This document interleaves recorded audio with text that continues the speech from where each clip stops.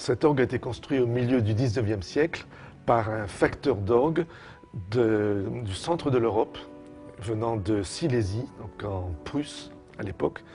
Il s'appelait Jules Heyer et il a une destinée assez originale puisqu'il est venu à Paris, puis à Quimper, entraîné par un grand facteur d'orgue, Cavaillé-Coll, pour travailler à l'orgue de la cathédrale de Quimper. Et puis, il a pris goût à Quimper, à la Bretagne, il s'est fixé et il a travaillé pendant une cinquantaine d'années, établissant son atelier donc, à Quimper. Et en 1852, les vieux prêtres de Saint-Paul-de-Léon, de l'institution Saint-Joseph, sont venus faire appel à lui pour leur construire un petit orgue à tuyaux.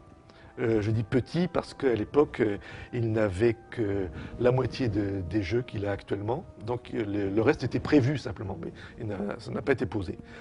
Et puis, une vingtaine d'années après, les vieux prêtres en ont eu assez de leur orgue à tuyaux et ils ont décidé de le vendre.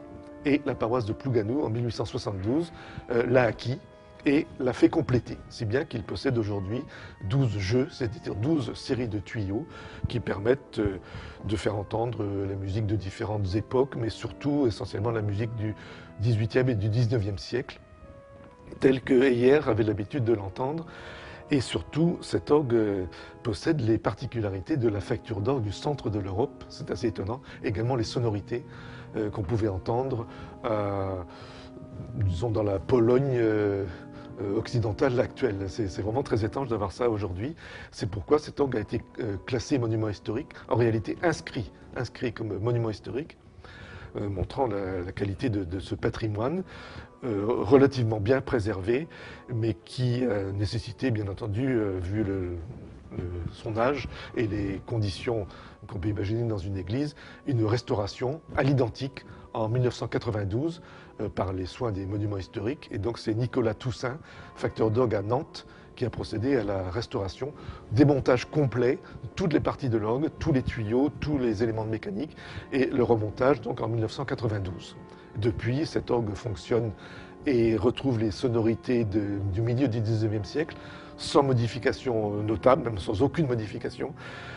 Il y a donc deux claviers manuels de 54 notes et un clavier qu'on appelle le pédalier, qui est joué donc par les pieds de l'organiste sur 2 octaves.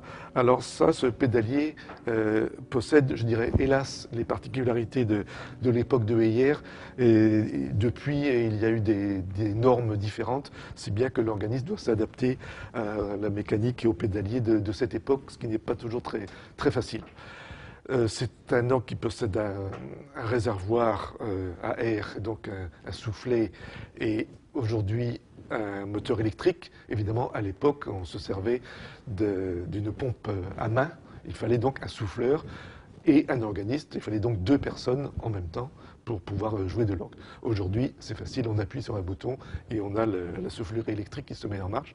Le soufflet se trouve dans le soubassement de l'orgue et toute la tuyauterie se trouve à partir du milieu de l'instrument. Entre les deux, il y a des parties très importantes qu'on appelle le sommier. Ce sont de grandes caisses en bois qui contiennent de nombreux compartiments qui sont très étanches. Donc il y a la colle et des pots de mouton pour empêcher toute fuite d'air. Tout cela est sous pression et cela permet à l'air d'arriver dans le tuyau lorsque l'on joue une note et lorsque le jeu est tiré. Il y a 11 séries de tuyaux pour les 2 claviers manuels et il y a une série de tuyaux pour la pédale, des gros tuyaux en bois qui permettent de renforcer la basse.